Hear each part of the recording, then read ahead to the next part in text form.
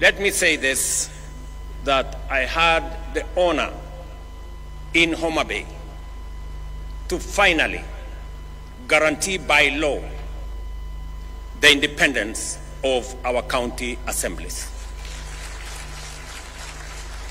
This is a commitment that I made.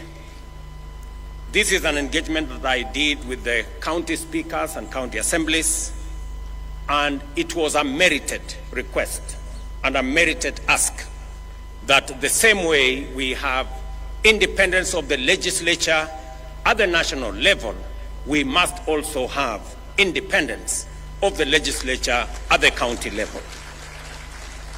I now ask the county assemblies to effectively undertake their responsibilities, effectively provide oversight, efficiently legislate for counties to perform their mandate, and also robustly represent the people who elected them.